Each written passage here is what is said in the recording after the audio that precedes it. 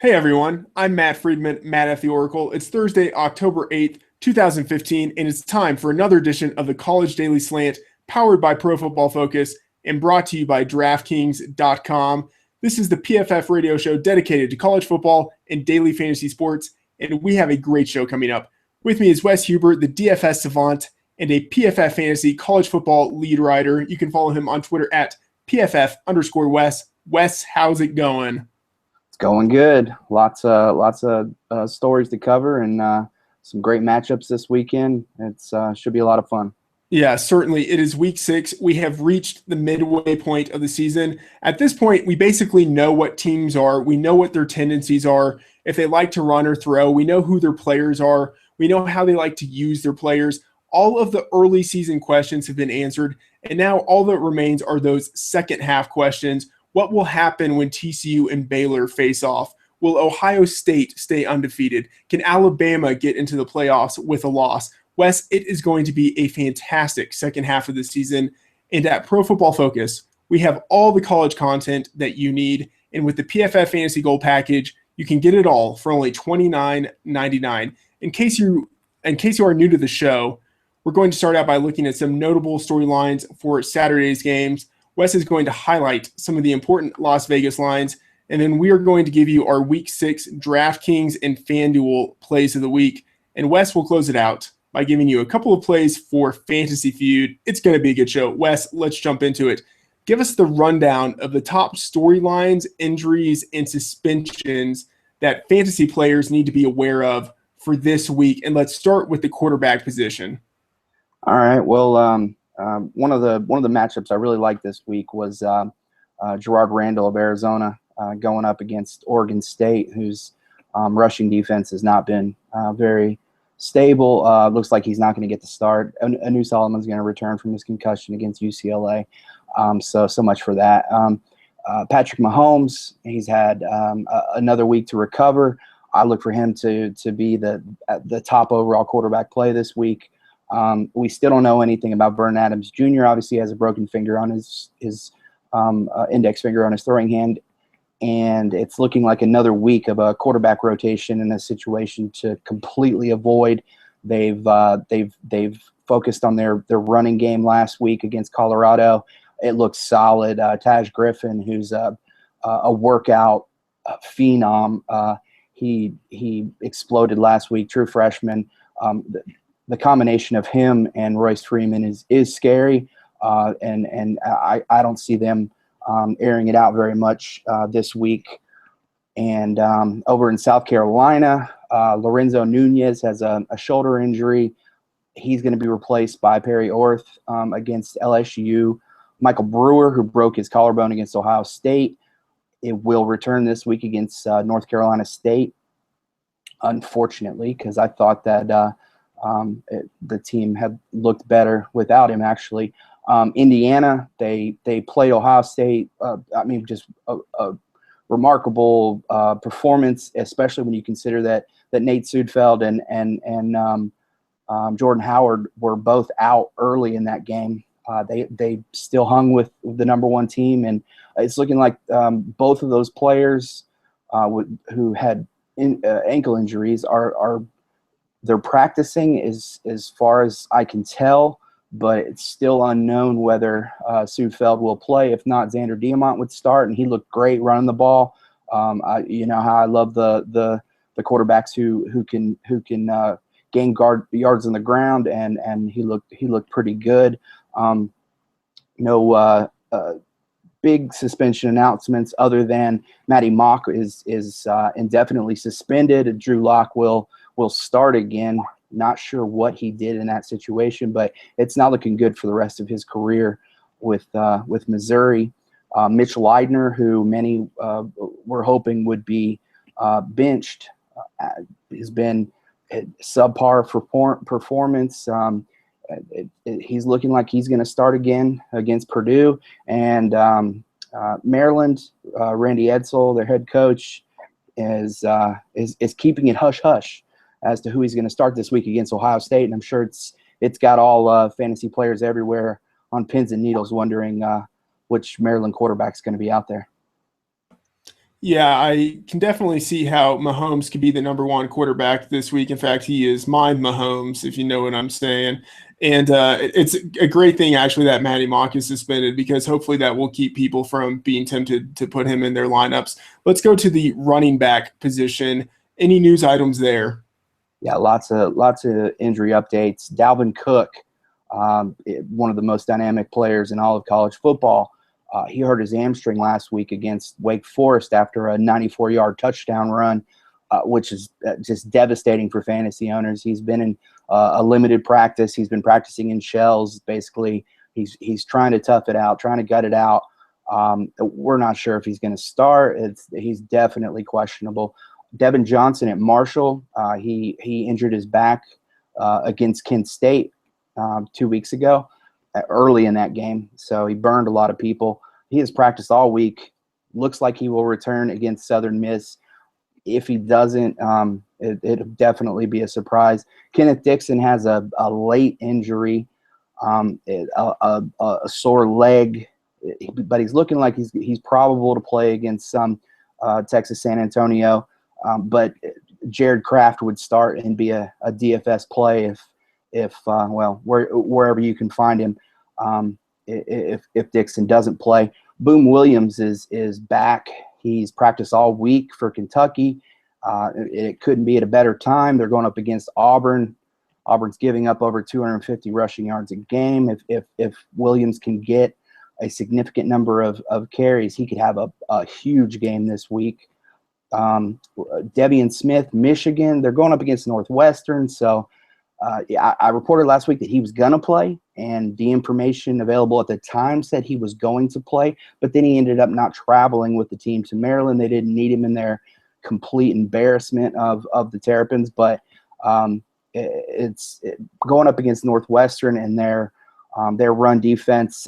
I'd avoid him this week. He may get you a touchdown, but he's not gonna put up a monster game. And watch him go out and put up 250 yards and 3 touchdowns. But just from trying to avoid risk perspective there, I would avoid him. Saquon Barkley, possibly the top true freshman running back so far this season for Penn State. It was actually announced that there was an injury announcement for Penn State, which is a shock in itself. It was actually announced that he has been practicing, but he's not 100%. I doubt he's going to play this week, but we won't even know until game time. So just completely difficult to do anything there. Kareem Hunt, who has been out for several weeks now, the coach is basically just telling us what we want to hear. He's looking better than he has the last week, looking better than he has since he's been injured, but still nothing to report whether he will face Kent State.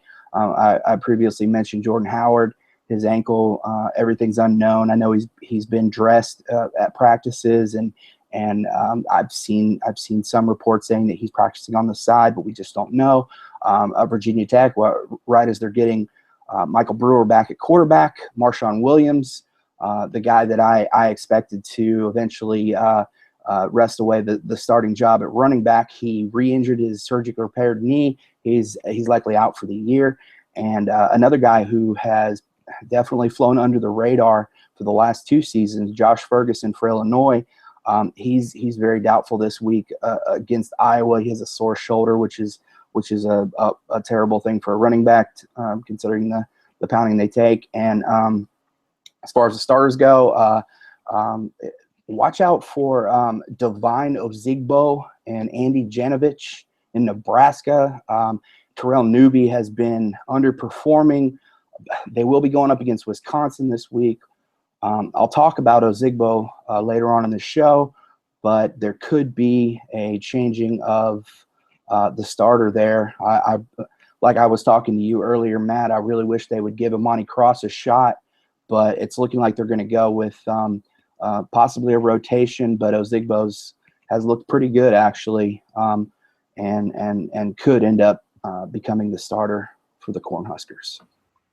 Yes, I think it actually is pretty surprising that Amani Cross hasn't gotten any chance to establish himself as a starter after he was the lead backup last year and in previous years to Amir Abdullah. Let's go to the wide receivers Any news items there that catch your eye? Probably the biggest news item of last weekend, the devastating loss of Kevin Lucas in Tulsa. I mean, you couldn't have a player that meant as much to his team be lost and be more devastating for a program. Tulsa's offense was at least top 15, top 20 in the country. Without him, it's unknown. They do still have Kieris Garrett, Joshua Atkinson, and of course, the running game's been solid, but man, that's a big loss. Alex Erickson, Wisconsin, he's going up against the Nebraska secondary, which is just horrendous. He actually was concussed last week and questionable to play. So I guess Robert Wheelwright would be in play if he were to sit out. Your boy Colby Listenby, of course, no information, but I've seen reports that he may return. It's hard to tell. So you just have to stay on top of those news reports. Gabe Miles for Mississippi State's unlikely to play this week. Not huge news, but okay. Over on the suspension news, we got three pretty big news stories. Leonte Carew has been reinstated for Rutgers, which he may be available on your waiver wire in your season-long fantasy leagues. Get out there and put in a claim. I mean, we're talking about a top 20 wide receiver. And he's right after his case was dismissed, he was immediately reinstated, which tells me that the coach is backing him 100% and will likely give him the same amount of snaps and targets that he was prior to the suspension. On the Duke Williams watch, he's been kicked off the team. So much for that news story. And at Auburn, and also Pig Howard at Tennessee, a guy that was pretty effective last year. So was the Tennessee passing game. Well, he's been kicked off the team this year, and just tells you how crazy things are there at wide receiver. And I just can't understand what's going on in Tennessee with their passing attack. Yeah, all of those news items really big, especially the Leonte Carew returning. Who knows what we will see out of him, but it could be pretty exciting. He was a top wide receiver in the country last year, and it'll be exciting to see if he can return to form. Now, let's go to the tight ends if there happens to be any news at all. Yeah, after last week, I could tell by your reaction how disappointed you were, and I just had to make sure that I found something to ease your concerns. And I come to you this week with Rodney Mills at UMass. He is back at practice. He's missed the last 2 games. He's probable to play against Bowling Green, and he's, when healthy, one of the better tight ends in the country. Another guy, Caleb Smith at Oregon State, not a big fantasy guy. He has an NFL future ahead of him.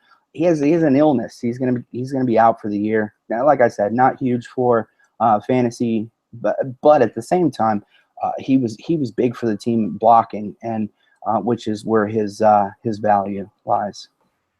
All right, and Mills is an interesting guy. I'm sure we'll talk about him a little bit later. Let's start talking about some of these Vegas lines. Let's look at the games with high over-unders, the games in which there are a lot of point opportunities for the guys playing. Let's start with Iowa State and Texas Tech. That should be a big shootout. What have you got? Yeah, I mean, you've got to start the stack segment with the Texas Tech update. Any game played in Lubbock is going to be a game that you want to have some exposure to the Red Raiders. And the over/under sitting at 74 is just as juicy as it gets. They're going up against Iowa State, a team that was pretty terrible last year. They've actually won 2 out of 4 this year. They beat Northern Iowa, and they destroyed Kansas last week, which I did not see that coming. They've lost to Iowa and Toledo, but at the same time, they played those teams pretty competitively, and both of those teams have some decent defenses. Iowa State has the number 39 passing offense. They've got a duo of wide receivers in DeVario Montgomery and Alan Lazard that are definitely some guys to consider for this game against Texas Tech. considering that Texas Tech has the 120th ranked passing defense in the country. They're giving up over 300 yards a game. I guess Sam Richardson would be in play, the Iowa State quarterback. Of course, you could go on for days with the Texas Tech players that you could talk about putting into your lineups. They have the number one passing offense, and one of the things that shocks me more than anything about Texas Tech, and I touched on it last week, is that when we get to the teams that we're going to stack, what you usually see is a top passing offense with a mediocre rushing offense. Well, the Texas Tech rushing offense is ranked number 57 in the country, and they're putting up 180 yards a game. That's not bad. If there was only a spark of defense for the Red Raiders, they would be a pretty good team. But that just is not the case. Their rushing defense has improved, but it's basically the offense there. They average 50 points a game. Iowa State will likely not be able to keep up, but at the same time, they're going to be in catch-up mode throughout the game and likely to target their wide receivers throughout. Yeah, it's almost exciting that Texas Tech has a really bad defense, because then we get games like this with points all over the place. Let's go to another game with a really high over-under. That would be University of Massachusetts at Bowling Green State. Tell us about that. Yeah, the Deutsch Perry Stadium matchup. Bowling Green comes in as a 14-point favorite. It's actually gone up a point over the last 2 days. The over-under's at 79, which is just great. And that's actually risen by 4.5 points over the last 3 days. Massachusetts sits at 1-3. Basically, what we have here is a team that struggles on defense but can pass the ball, and that's all we need in a stacking matchup. Don't overlook the players of UMass. Their passing offense, the value, of course, their rushing offense is 113th. They have only put up 118 yards a game, but they have the number 17 passing offense, which would probably shock many people. They're averaging 327 yards per game.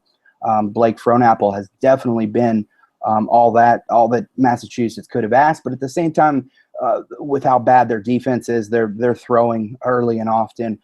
They have the 118th ranked rushing defense, number 74 ranked passing defense, which puts everybody on Bowling Green into play. Even though they're the number 74 passing defense, they still give up 11.2 yards per completion, and they've allowed 13 rushing touchdowns, which is great.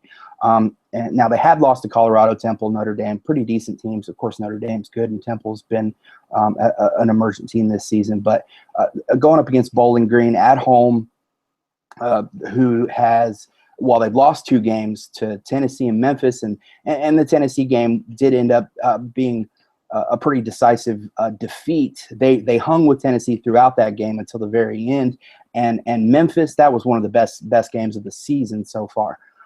Bowling Green has absolutely destroyed Maryland, and have put up an insane number of yards. So the number 2 passing offense in the country, 418 yards a game. Matt Johnson has been just explosive, to say the least, coming off of his season-long injury last year, and it's looking like a back and forth scoring matchup there, considering that Bowling Green has the number 117th ranked passing defense.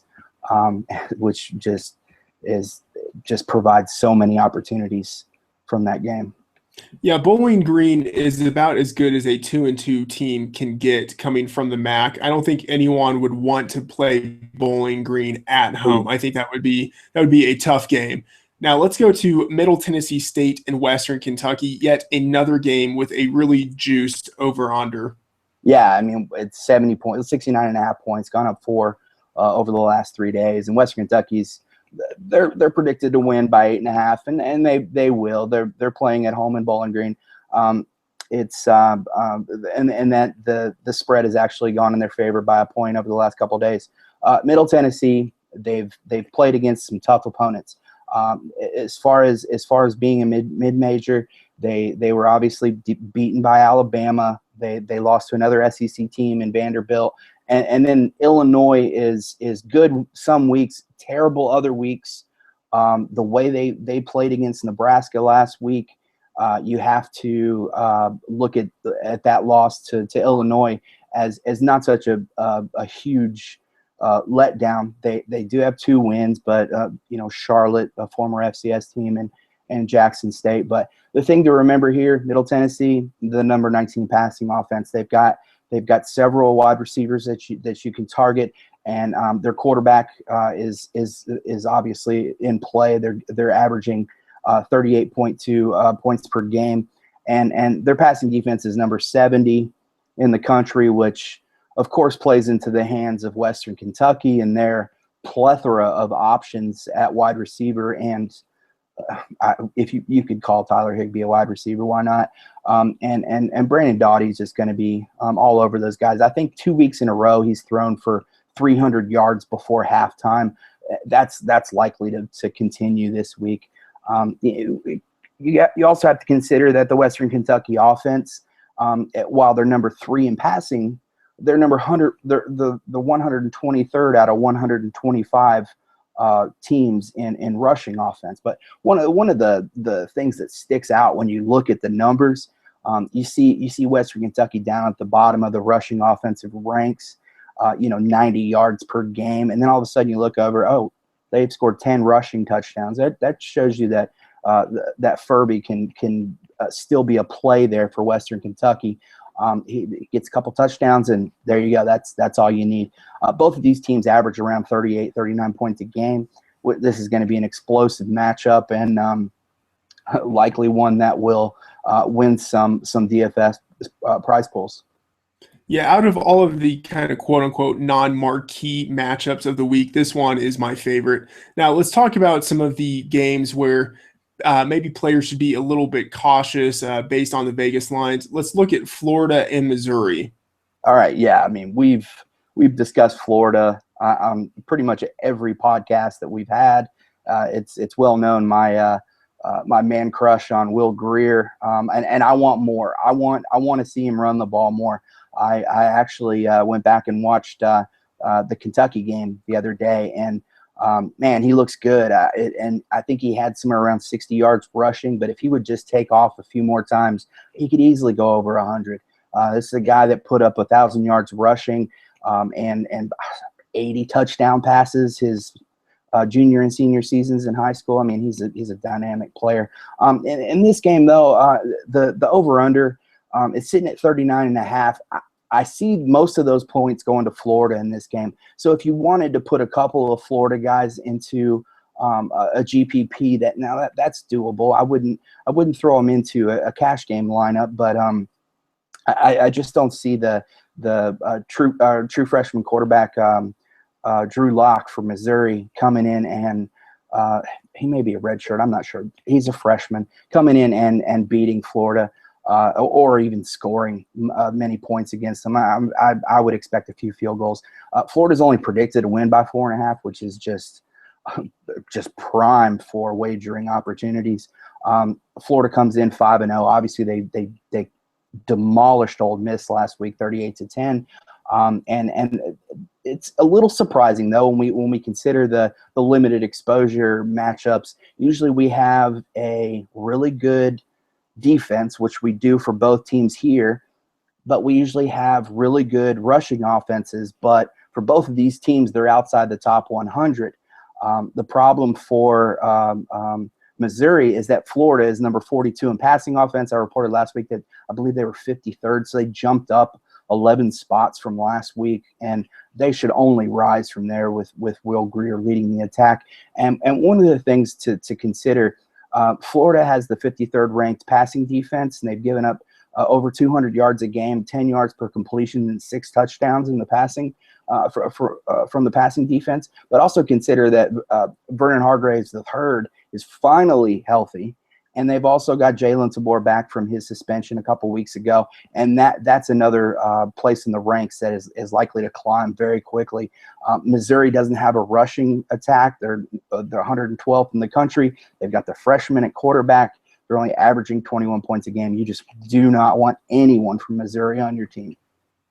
Yeah, and you were right on with Will Greer last week. He looked great. Let's talk about Northwestern and Michigan. What are your thoughts there? Yeah, I mean, you gotta love this matchup. Coming into Ann Arbor, I mean, it's looking solid. Northwestern 5-0. The way they played this season has been it's been great for the Big Ten, but it's also been great for college football to see the small guys come out and beat Stanford, Duke, Minnesota. I mean, these are some really good programs.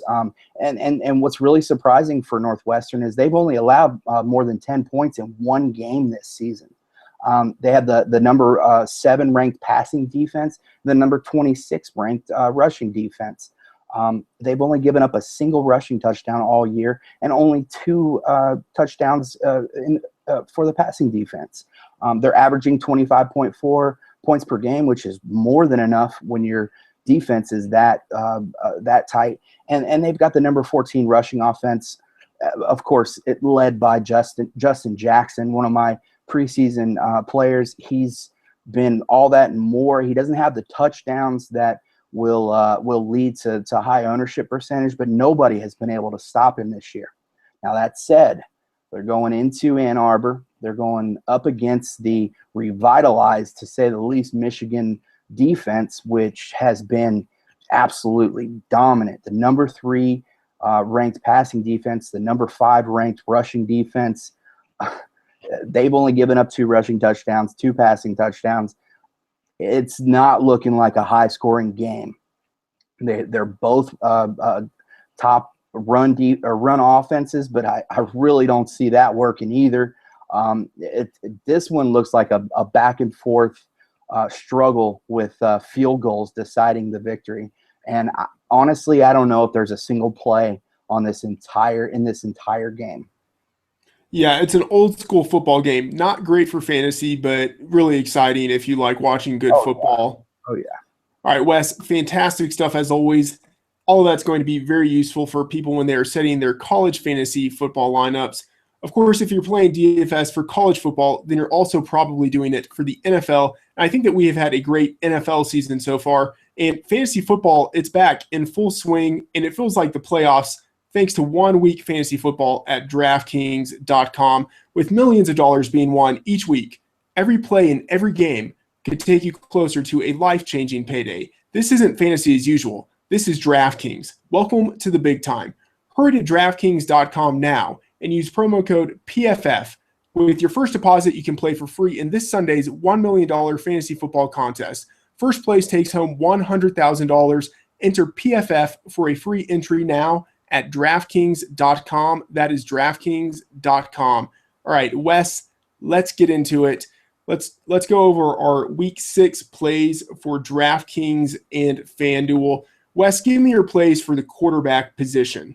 All right, over on DraftKings, I'm going to try to keep it under $7,000. And another freshman quarterback that I've taken to very quickly is Brett Rippon, the nephew of former Redskins quarterback Mark Rippon. He comes in at $6,300, and obviously his salary has not caught up with his performance. Boise State is favored to win by 15.5 points over Oregon State. They have the 7th-ranked total defense in the nation, which should only provide him with even more drives to accumulate statistics.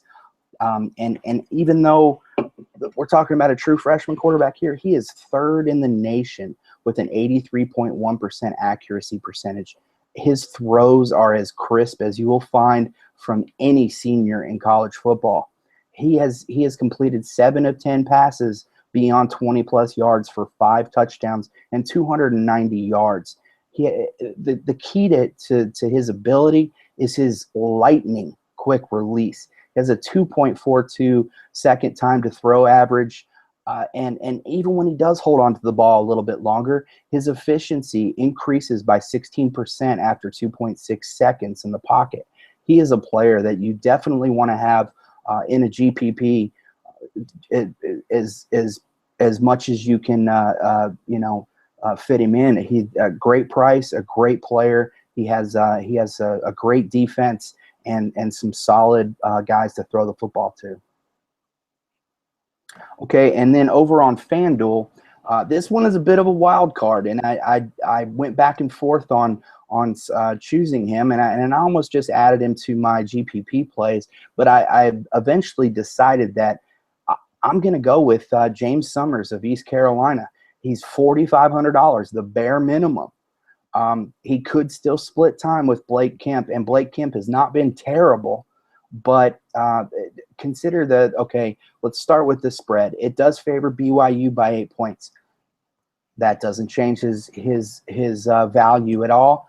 BYU has the 57th ranked passing defense, but key point for Summers, they have the number 69th ranked rushing defense. Over the last 2 weeks, in replacing somewhat ineffective Blake Kemp, Summers has put up 127 rushing yards and 2 touchdowns per game.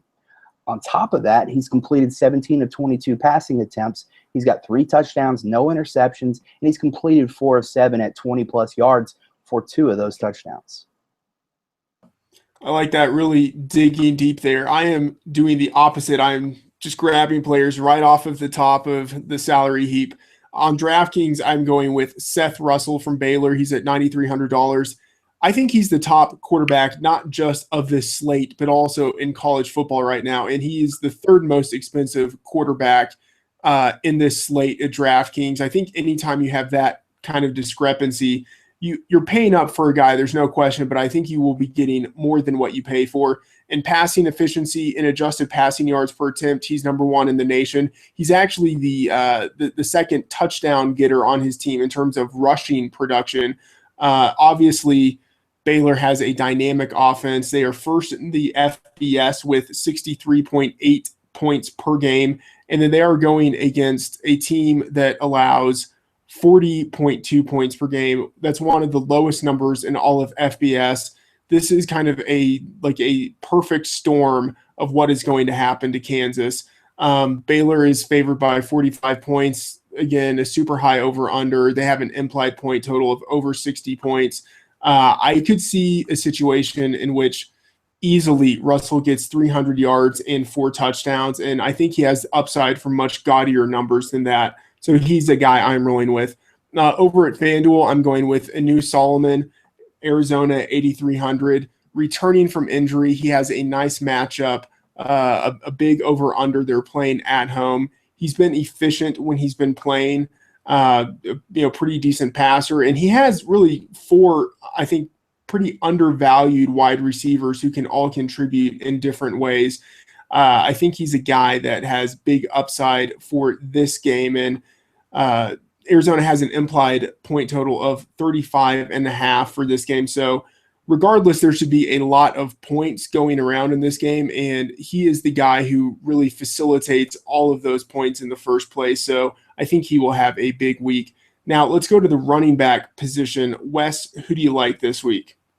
All right, staying with the lower salary guys over on DraftKings, 5,000 or less. I like Penn State running back Nick Scott. Comes in at $4,300.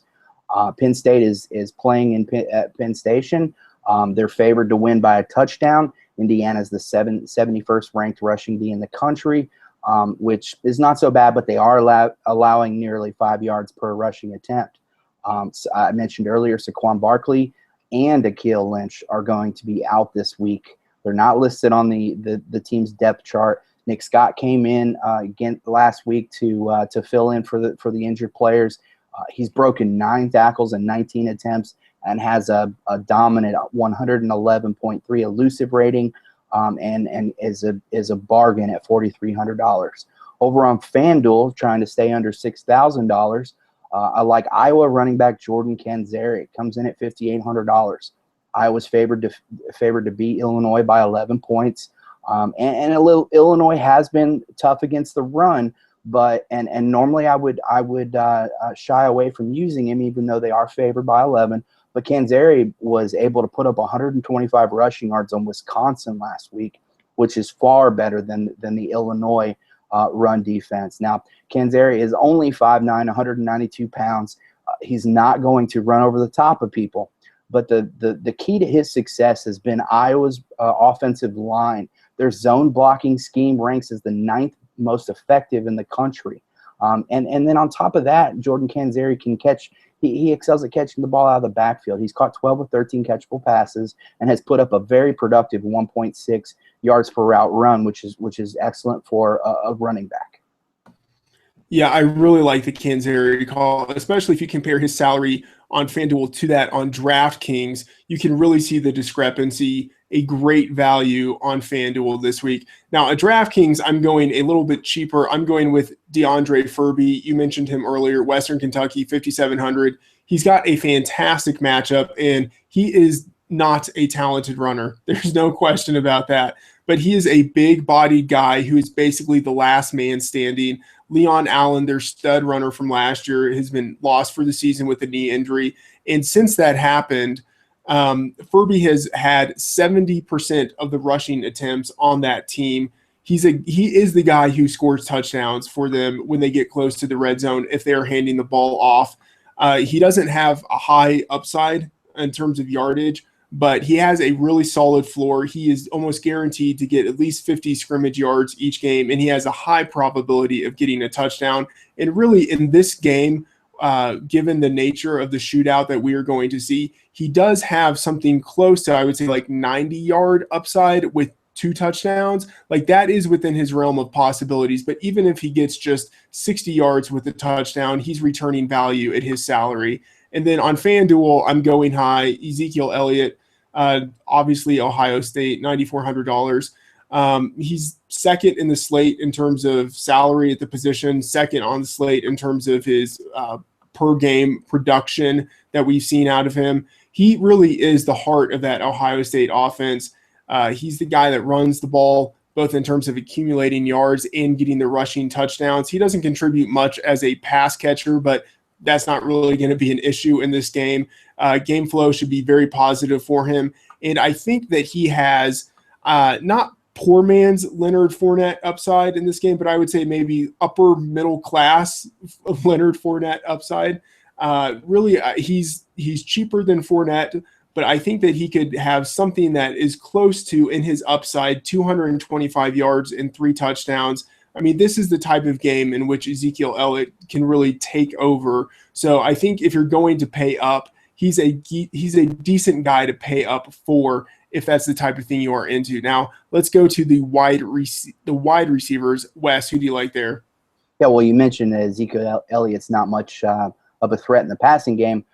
That is partially because he is the number 1 blocking running back in the country. He has not allowed a single pressure to his quarterbacks on the year. By far the most NFL-ready running back in college football.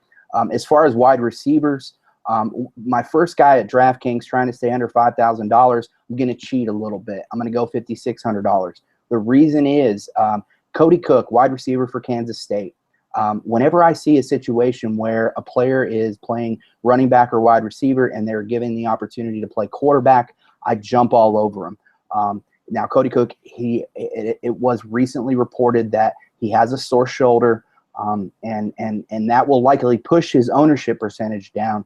And so, because he is questionable to go up against TCU this week, but last week he took over for Joe Huebner when he went down with an injury, and he's essentially the second most productive wide receiver on the team. He went out as a quarterback and completed 10 of 16 for 2 touchdowns and also rushed for 87 yards and another touchdown. And that was against Oklahoma State, which is a top 40 passing defense. If he were to play in this game, even at wide receiver, I'm going to risk him, because if Huebner were to go down, Cody Cook is the backup, and Huebner has shown that he's prone to suffering an injury mid-game, so it could be a great play. Definitely somebody you want to throw into a GPP. And then we talked about the Texas Tech Iowa State matchup, and I really like DeVario Montgomery at $4,700. I also mentioned how Iowa State's going to be in the comeback, the keep up mode throughout the game. They're They're predicted to lose by 11.5 points. Davario Montgomery has been overlooked this year, and it's really unfortunate that the offense and the coaching staff hasn't done more about that. He, over the last 2 games against Kansas and a tough Toledo defense, he's put up 4 receptions, 76 yards, and a TD average. Now he's going up against Texas Tech's 113th ranked passing defense. They've given up 12 touchdowns to wide receivers, and despite the low number of targets that he's received, he's caught every catchable pass thrown his way, and he leads the team with a 2.20 yards per route run after leading the team last year in yards per route run with 1.85 and collecting 44 or 46 catchable targets. The overlooking of Davario Montgomery should be moved to the forefront of Iowa State's concerns. Now, over on FanDuel, I'm going to try to keep it under $6,000, and a guy I really, really like, a player that is going to be discussed in college DFS and college fantasy for a long time. Calvin Ridley of Alabama comes in at $4,500, a bottom barrel price. I mentioned him last week in my GPP targets. All he did was go out against Georgia's, I believe, 23rd ranked passing defense and put up 5 receptions, 120 yards, and caught a 45-yard touchdown catch. This guy is amazing. He was a top-rated wide receiver recruit coming into the 2015 class, but he had a lot of people doubting whether he was ready. Whether a lot of people thought that he focused on just using his ability rather than getting better as a player, and that it would take him some time to develop. This is a big-time playmaker and has confidence for days to back that up. Alabama is predicted to score around 30 points, which is not amazing. But since the injury to Robert Foster, Ridley has caught 9 of 10 catchable passes, has put up an insane 3.36 yards per route run value, and has averaged 79 yards per game. The second guy that I'm going to look at is Ohio State wide receiver Michael Thomas. I had a little difficulty deciding on my second wide receiver, and I eventually went to Thomas. He comes in at $6,000, and I'm not in love with the pick, but I do think that he is going to continue his per game averages over the last 3 weeks. The last 3 weeks, he's averaged 4.3 receptions, 64.7 yards, and a touchdown in every game. And the thing that I really like is, I mean, obviously they're playing against Maryland and they're going to destroy them, and it's going to be a complete blowout. But the offense has looked a lot better, or at least last week looked a lot better. And I think that Thomas could be the beneficiary of that improvement. Maryland has allowed 12 touchdowns to opposing wide receivers, and I mean, consider that Michael Thomas. Okay, the Ohio State struggles has been greatly reported. Well, consider this: in 2014, Michael Thomas put up a 2.73 yards per route run value, which is very high in the country. Also, consider that Michael Thomas is one of the top ranked NFL prospects going into next season. Well, he put up 130.6 wide receiver rating. Yes, that was last year.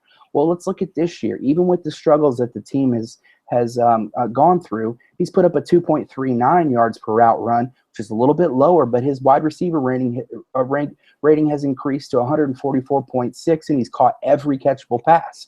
Michael Thomas has been a great player for Ohio State, and he needs more targets, but so does Braxton Miller, and so does Jalen Marshall. And I mean, you could just go on and on and on. There's just so many weapons there. All right, well, Wes, I really don't know what the world is coming to. You are recommending a wide receiver who's going to get most of his production playing quarterback and running the ball, and I'm recommending a guy who is very close to a minimum salary on DraftKings, Johnny Jackson from Arizona at $3,200.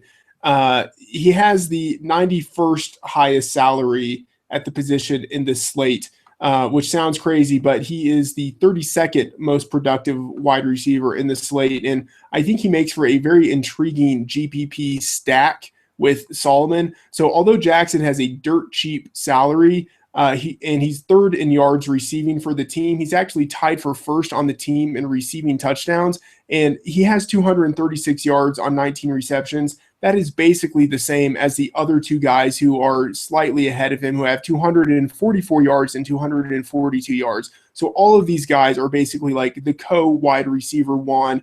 That would be Caleb Jones and David Richards. But for some reason, Johnson is the fifth most expensive receiver on this team. He's priced underneath guys who aren't really even like seeing the field. And I kind of don't understand why it's happening. Now, he doesn't get a lot of targets, but he gets basically just as many targets as the other top receivers on the team. And he has 4 touchdowns in 5 games. I think it's very possible that in this game, he gets a touchdown and goes over 50 yards. I think, in a GPP format, that is good enough to return value at his salary. And then over at FanDuel, I'm kind of being very cheap on this and going for the very top of the salary heap with Corey Coleman at Baylor, 8,600.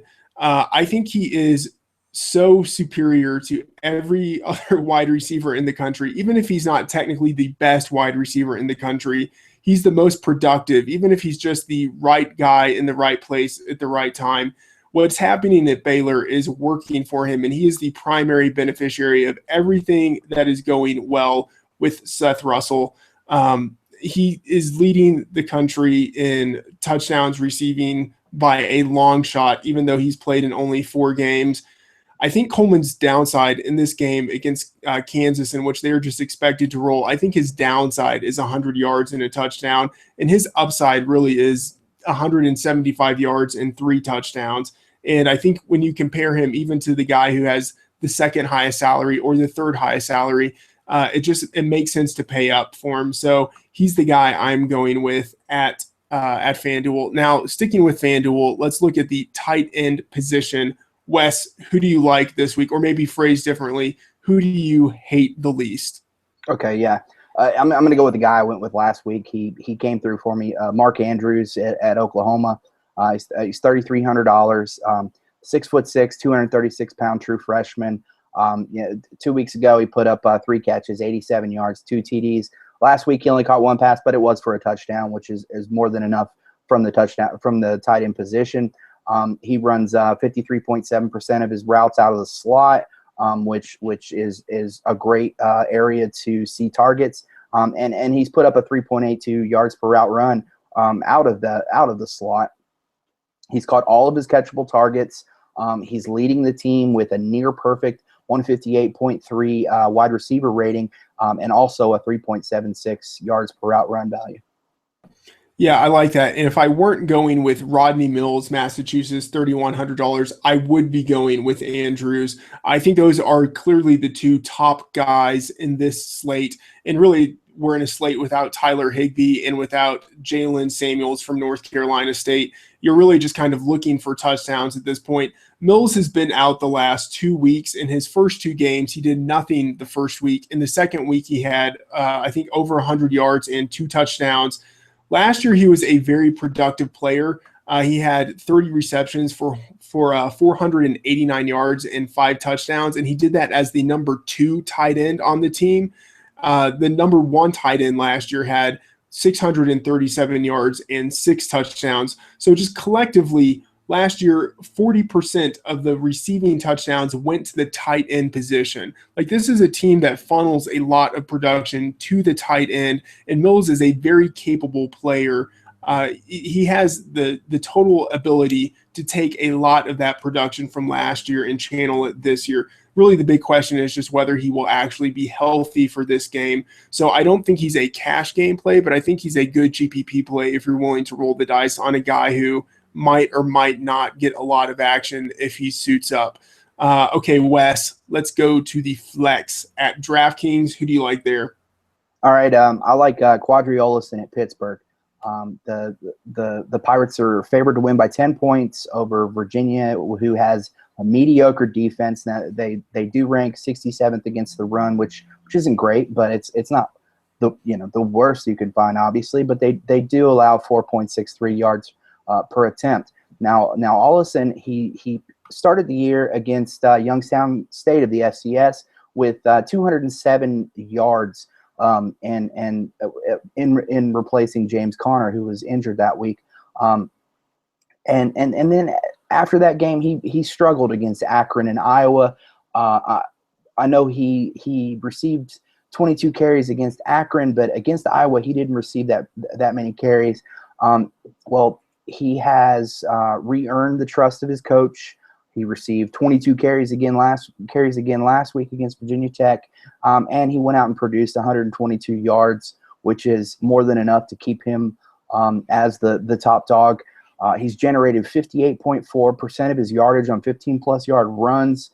He's an explosive player, but then he's also averaged 4.32 yards after contact per attempt, which shows you that he's also a difficult player to tackle. At $5,200 going up against the Virginia run defense, he's a great play. I feel like you mentioned Quadri almost every other week, and he is a very intriguing play. The guy I'm going with is Tyler Higbee, Western Kentucky, $4,800. And if anything, it's sort of like a makeup call for not going with Higbee last week, and then now with tight ends, we're in a slate that doesn't have him. And I feel compelled to have to mention Higbee this week. But I think he does get overlooked on DraftKings because he is a tight end, but he's listed as a wide receiver. And I think as a result of that, people just kind of overlook him. But he's priced like a low-end wide receiver too, but he puts up low-end wide receiver one numbers. Again, Western Kentucky has a great matchup, which we've highlighted. And the great thing about Higbee is he is highly consistent. He is a very important part of what that offense does each week. He has 408 yards and 5 touchdowns receiving in 5 games. So he's a guy who gets the ball routinely. If you are just looking to lock in some good yardage and a touchdown in the flex position, he's a guy who can do that. He is basically as consistent as they come for a pass catcher. All right, and now it is time for Wes's winners. Wes, give me 2 guys you think could be big for GPPs, one on DraftKings and one on FanDuel. Okay, over on DraftKings, I'm going to go 4,000 or less. Texas Tech wide receiver Zach Austin. He comes in at $3,800. Now, consider of the 4 guys that are expected to start for Texas Tech coming into the season, 3 of them are out with an injury. Devin Lauderdale was injured last week.